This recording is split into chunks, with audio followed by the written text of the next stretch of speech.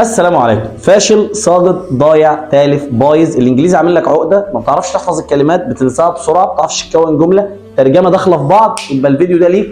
وحتى لو ما عندكش الحاجات دي او برضه كويس فيها، برضه الفيديو ده ليك عشان تحسنها. تابع معانا واحد من اقوى الكتب في حل مشكله الترجمه ونسيان الكلمات وحفظها وفهم معناها، يعتبر الاول من نوعه بفضل الله.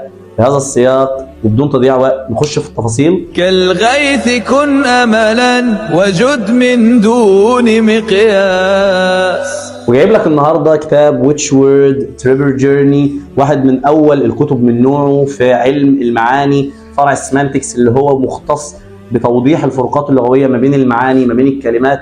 واكيد في مرحله ما وانت بتذاكر قابلك كلمه وشبهها كلمه ثانيه، تريب، جيرني، كلمه زي سبيشال، برايفت، كلمه زي ويرن، ثريتن، وكلمات غيرها كتير جدا متواجده داخل الكتاب. معاك 50 درس، كل درس تقريبا مجزأ ل5 كلمات والفرق الدقيق ما بينهم. وانت بتحل كانوا بيسببوا لك مشكله، announce، advertise وغيرهم من الكلمات الكتير جدا اللي كانت بتسبب للطلبه مشكله. فمعاك في الكتاب ده هتلاقي في الفهرس طبعا موضح كل حاجه، وفي المقدمه انك هتلاقي في كل درس 5 كلمات، كل كلمه تعريف ليها، كل تعريف مترجم، ثم مثال واثنين وثلاثه، ثم تخلص ال5 كلمات تلاقي مصطلحات شائعه في كل كلمه منهم وكلمات تنفعك، ثم تلاقي في الاخر خلاصه توضح لك الفرق الدقيق لو بتحل في الامتحان او لو بتتعامل كلغه عموما.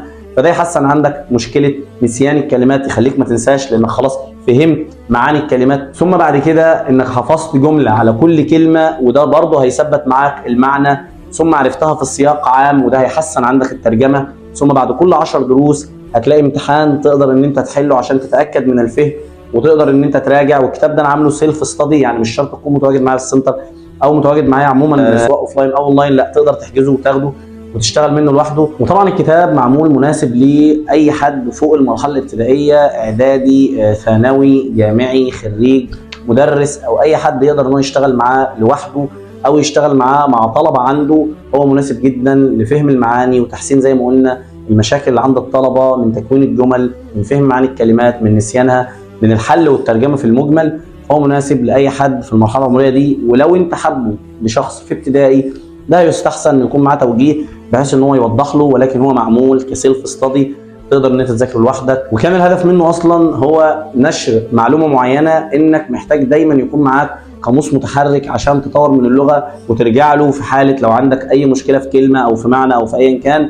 هو متواجد دلوقتي، ومش بس كده ده هيكون معاه هديه، ولكن دي سربرايز لاي حد هيحجز عموما. وبكده يكون خلاصه الكتاب. لو عايزه تابع معانا، تواصل على الخاص او في اللينك اللي هنسيبه في الديسكريبشن. هذا وبالله التوفيق، وانتظرونا في كل جديد، والسلام.